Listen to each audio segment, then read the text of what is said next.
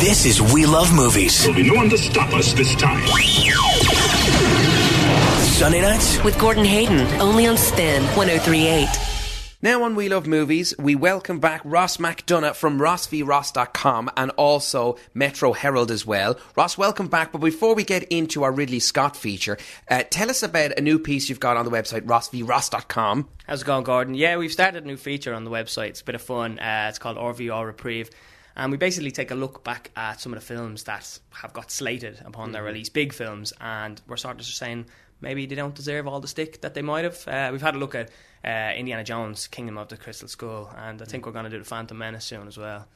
Oh, that'll be an interesting one. Actually, have you ever seen the fan edit of The Phantom Menace? It's roaming around on eBay somewhere, but the idea was that this guy hated Jar Jar Binks, and I know an awful lot of Star Wars fans, he was grating on them. So he went back and he sort of edited out as much Jar Jar Binks as possible. Right. Well, I mean, I always stand by George Lucas's defence that it's a kids' film, and you know, any adults who give out about characters, you just literally say, look, it's a kids' film, tough. I mean, they give out with the Ewoks and Return of the Jedi. It's the same argument. Sure, he wasn't the best character in the world, but you know, as a Star Wars defender, I have to stand by him. Well, people will. I know I've got friends who will stick to it through thick and thin. I'm one, Gordon. I'm one.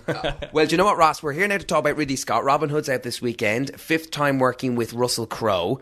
And I know Russell Crowe was originally approached to make Robin Hood, and because obviously the relationship he's built up with Ridley Scott, it was only natural that he wanted to work with him again. As a filmmaker, would it be disingenuous to say that Ridley Scott, there's a touch of the hack about him? Well, I mean, one thing I always forget about Ridley Scott is how old the guy is. I mean, he's well into his 70s at this stage. I keep thinking he's this young fella, do you know what I mean? So he's been around a long time. So he is gonna face, you know, he's had everything pointed at him at this stage. For me personally, actually Ridley holds a unique spot in my own film loves in that he has made one of the best films I've ever seen and one of the worst films I've ever seen, and that goes for a lot of his work. I find he's a bit of a Marmite director in that I either love what he makes or I hate what he makes. I think Gladiator it's in my top 10 of all time. It's one of the best films ever made, and then like not long before that you've Black Hawk Down, which I think is one of the biggest cinema stinkers of all time. I just had no interest in it whatsoever, and I think a lot of his work falls it's either very good or very bad. Yeah, it's kind of interesting like that. Just over the years, like he make Alien was fantastic and Blade Runner, and then he'll go off and he'll make these sort of projects like A Good Year, which I know he kind of had a sort of a personal affinity to because it was a close friend of his had written the book. But then he cast Russell Crowe, and it was like just total miscasting. And then he gets an awful lot of flack then from reviews. Even like, was it Matchstick Men as well with Nicolas Cage? Films that just go under the radar. Sometimes it's hard to get into his mindset in a weird way why he picks these particular films. Yeah, or the cast. I mean, a lot of directors, you know, fall victim to it.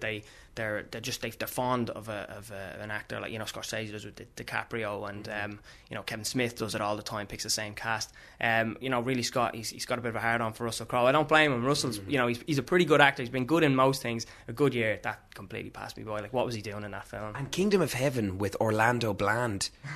Like that film, I when I was watching it, I went, you know, this should be so much a better film. And it also did suffer because there's a greater story there, even though it's about 2.5 hours long.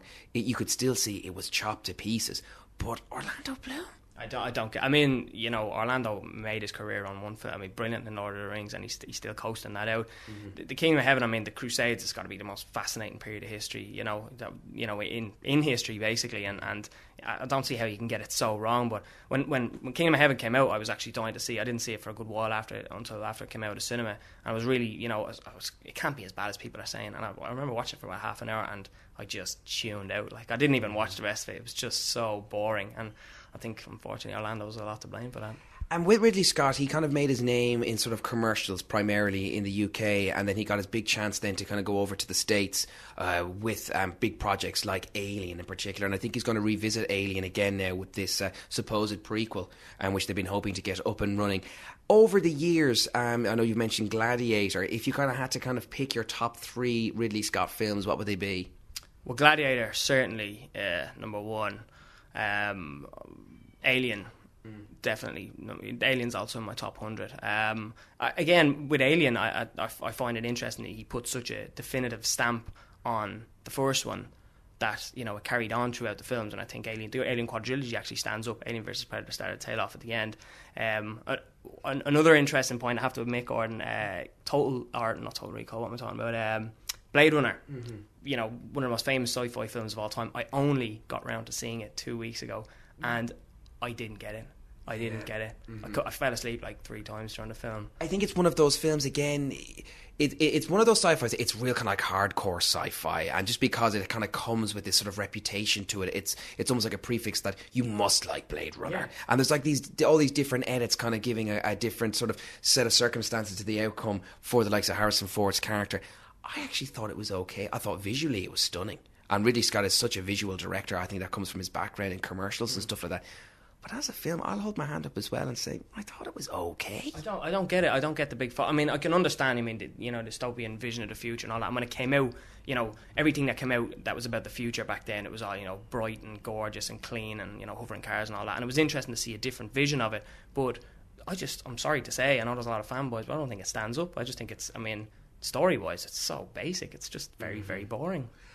What do you think is his strengths as a director, Ridley Scott?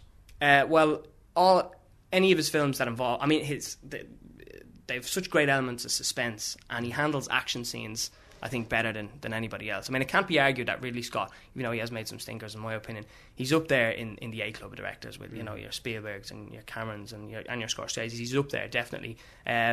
I think, you know, when films go into that kind of their lulls, when you get back to the dramatic elements, you can kind of tune out a little bit. But when he's filming the action and, you know, any of the tense bits and all that, that's when Ridley's at his best. There seems to be no slowing down for this man. You know, he's in his late 70s, and he just said he loves to work. I know. And he seems to have this sort of vitality of a man half his age. It's unbelievable. And of course, I suppose it runs in his family. I think everybody in his family is a director. You know, his brother Tony's directed a lot of big films. His sons and daughters, they direct commercials and music videos and all that. I guess it's just in the blood. It's something we don't have, Gordon, I guess.